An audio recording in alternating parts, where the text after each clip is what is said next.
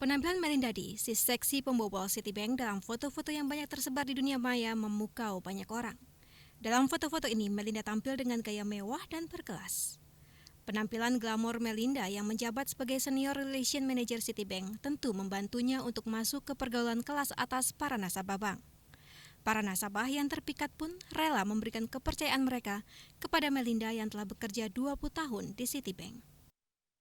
Tapi kalau MD ini sederhana, karena biasanya memang yang harus hati-hati pada para nasabah itu biasanya nasabah yang kelas atas ya. Karena apa? Nasabah kelas atas itu bank memberikan servis yang khusus ya kan. Sedangkan nasabah juga merasa sangat percaya sekali dengan banknya karena servisnya luar biasa bagusnya gitu. Nah, ini yang sering dimanfaatkan karena apa? Mereka percaya pencairan dana itu diserahkan pada orang bank ya. Bahkan mungkin buku tabungannya pun sering dititipkan gitu ya. Jadi menurut saya di sini harus ada beberapa cara ya supaya kejadian-kejadian ini tidak banyak terulang karena ini terjadi di hampir semua bank. Gaya hidup perempuan berusia 47 tahun ini memang memukau. Melinda yang menikah dengan bintang iklan Andika Gumilang tinggal di salah satu apartemen mewah di kawasan Jakarta Selatan. Dilihat dengan gaya hidupnya, dengan level manajer nggak sesuai dengan misalnya mobil Hammer ya, nggak sesuai ya, sangat tidak sesuai. Dari pure gajinya mungkin nggak sampai 50 juta kan gajinya gitu, sebulan tidak sampai 50 juta, jadi kan nggak mungkin. 50 juta pun tidak mungkin dengan gaya hidup seperti itu, hidup di apartemen mewah misalnya gitu ya, kemudian dengan mobil yang cukup mahal. Itu kelihatannya juga seorang level di bawah direktur, satu di bawah direktur pun nggak seperti itu, bahkan direktur bank pun jarang yang seperti itu. Hingga kini polisi telah menyita 5 unit mobil dari Melinda dan keluarganya, yaitu mobil Jeep Hummer 3 luxury sport utility yang dibelikan Melinda untuk suaminya seharga 3,5 miliar rupiah dan 1 unit mobil Mercedes-Benz S300 yang digunakan anaknya. Kamis malam, polisi kembali menyita 3 unit mobil mewah milik Melinda. Ketiga mobil yang disita ini terdiri dari 2 unit mobil sedan Ferrari dan 1 unit mobil Mercedes. Harga 1 unit mobil Ferrari ini ditaksir mencapai 5 hingga 6 miliar rupiah. Polisi menduga Melinda masih menyimpan mobil mewah lain yang dibelinya dengan uang hasil penggelapan dana nasabah. Polisi juga menginformasi bahwa nama asli Melinda Di adalah Inong Melinda. Tim Liputan Metro TV.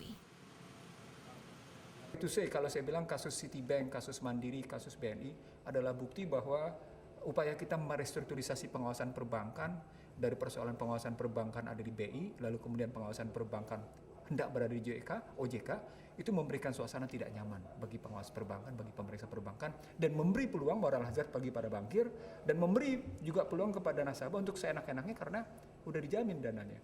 Itu yang saya bilang punya masalah, dan saya nggak ngelihat ada pihak yang, sorry itu sih sekali lagi, yang begitu peduli dengan situasi transisional yang kayak gini. Kejadian ini kan kesini terjadi karena juga sebenarnya kalau saya katakan nasabahnya juga terlalu percaya gitu ya, sampai memberikan aplikasi kosong segala macam itu ya. Kita sarankan kepada nasabah di kemudian hari ya janganlah terlalu percaya seperti itu gitu ya.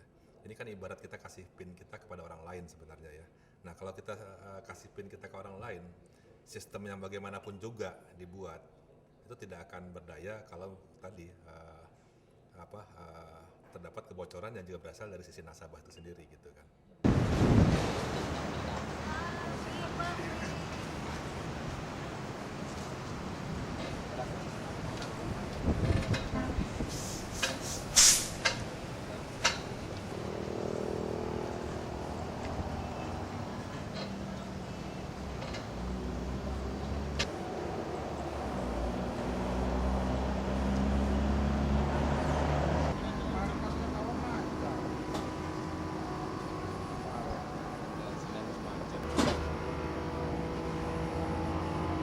Dari pagi.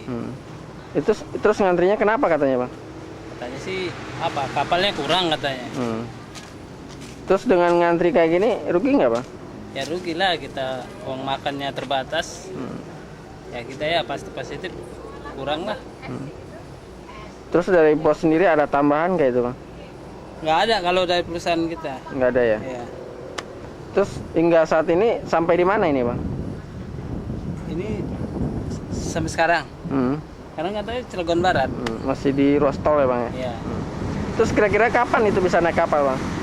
Bisa hari malam minggu lah. Malam minggu ya bang? Ya, 2 hari 2 malam lah. 2 hari 2 malam aja harus ngantri ya bang? Iya.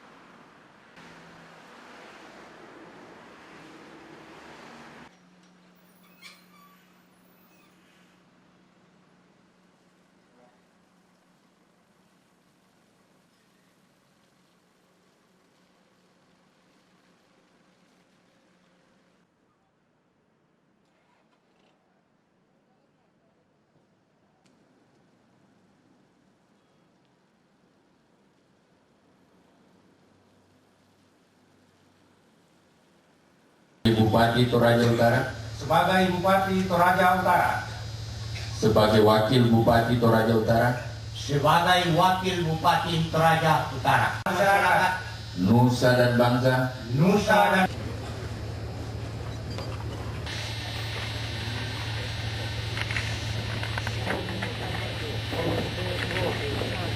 Biasanya kalau nasabah prioritas itu kita sediakan bank-bank biasanya menyediakan tempat mau rapat dapat gratis, bahkan makan dan minum, bahkan mereka sering percaya suruh ngambil uang ya, bahkan mengantar uangnya kepada nasabah. Nah, ini mungkin yang perlu tetap dijaga, jangan sampai saking besarnya kepercayaan dan servis yang diberikan itu pada akhirnya melupakan hal-hal yang kritis dalam arti mengurangi kekritisasi terhadap proses. Nah, ini yang mungkin perlu karena sekarang ini kecenderungannya kelas atas itu servisnya terlalu berlebihan. Nah, ini mungkin yang harus dikurangi.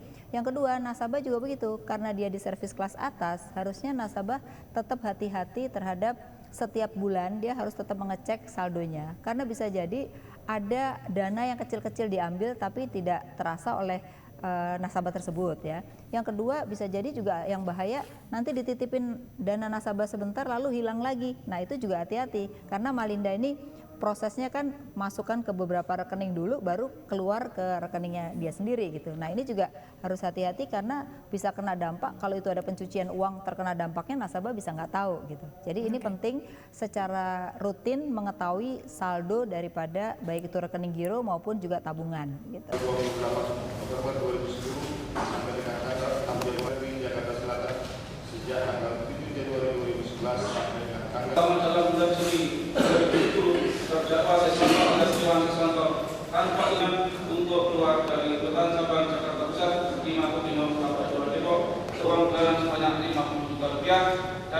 uang imbalan sebesar 20 bisa keluar setiap hari kecuali pada risiko atau pada waktu tertentu apabila dinaik dan dikeluarkan sekian atau sekali untuk selanjutnya kembali ke malam dikeluarkan. Pada bulan September 2010 terdakwa telah menerima hadiah atau imbalan berupa dari tanggal 1 November 2010 sampai dengan tanggal 5 November terdakwa Siswanto atas ketentuan November 2010. Penasihat hukumnya, saudara